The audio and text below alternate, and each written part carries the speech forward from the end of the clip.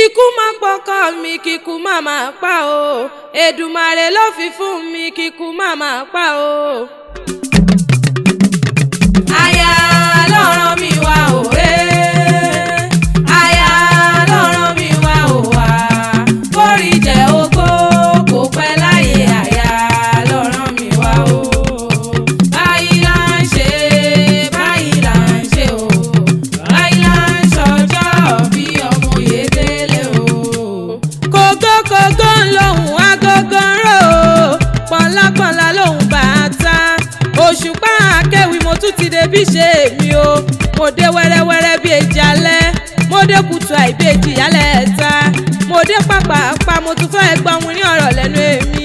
Mo dé nítorí ọmọ ọlọ́jọ́ bí òní o Alhaji Kamaldeen Oyèdélé ó kú ọdún ó sì kú àṣeyẹ.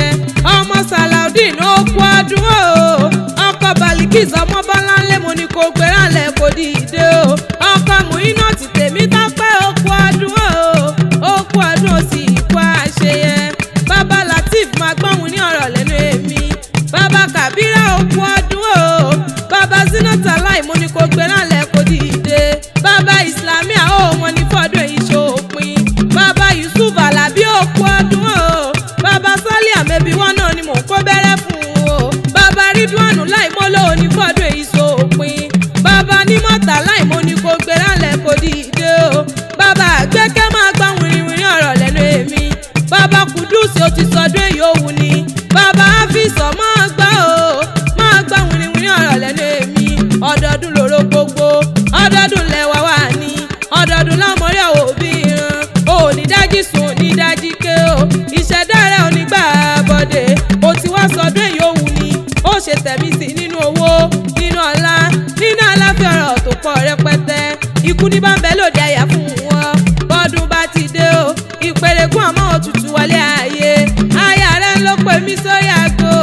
Ó ní Òṣùpá akéwì gbérànlẹ̀ kó dìde wọ́n bá ń kọ́ ọmọ lọ́jọ́ bí òní pòkú ọdún. Wọ́n ní Ìbàdélé o wọ́n ní Ìbàdépá láwọn bàbá rẹ̀ Ọ̀yọ́ nílé o ní Sàmúsá ní sẹ́lẹ̀ àwọn bàbá rẹ̀. Ọmọ Abáǹgbẹ́ òṣèrú o eégún burú taṣọtaṣọ ọmọ sùn ti wuyẹwuyẹ o kò sẹ́ni tí ó pààyàn dá tí ò ní sùn tínú ilé àwọn bàbá rẹ̀ ni. Ọmọ ọ̀kà òfin rẹ̀ rù kásọ̀ o Abímbọ́lá orí ẹni ní sọ ni. Ọmọ alábàkúta o tó ní káyà ó lè yọ nínú ilé àwọn bàbá rẹ̀. Abímbọ́lá o àbáyáyó bí yìndínyìndín ọmọ Ìjẹ̀ṣà òṣèré onílẹ̀ òbí. Ilé lẹ́rú ọwọ́ tí múná roko Ọ̀yọ́ mọ́láàfin òjò pàṣẹ kẹrẹmọdé ọmọ Àtìbà. Ẹ̀yin lọ́mọ títí rí méje làákọ́ mo olúkú ewu ìlà tìrì lákò ikọ̀ tìrì kan wẹ̀ẹ̀wẹ̀ ẹ̀jẹ̀ ìkọ́ nǹkan tó tìrì ó pẹ́kú bẹ́ẹ̀ ni wọ́n tìrì ó pẹja ọkà bàbá tìrì ó di tolóko òkè ní kó tìrì kọ́ mọ̀mọ́ owó mọ́ o kó sọmọ rẹ̀ ní kútẹ́ ẹ̀kún ó mọ̀mọ́ kú ọdún o ó sì kú àṣeyẹ. Aya rẹ̀ Balikis ọmọ Bọ́láńlé Àyọ̀ká o èké Yásìlá ló ní wọ́n mọ̀ kí ọ méje mẹ́jọ.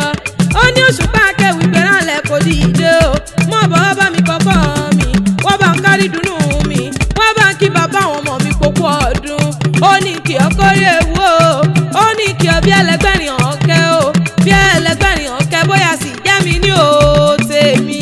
Ó ní kú ní bá ń bẹ lóde àyà fún wọn àrùn níbẹ̀ lóde àyà fún wọn ìbànújẹ́ ní bá ń bẹ lóde àyà fún ọlọ́gbàrá lọ́wọ́n bá wọn ní bọ́dún bá ti dé o.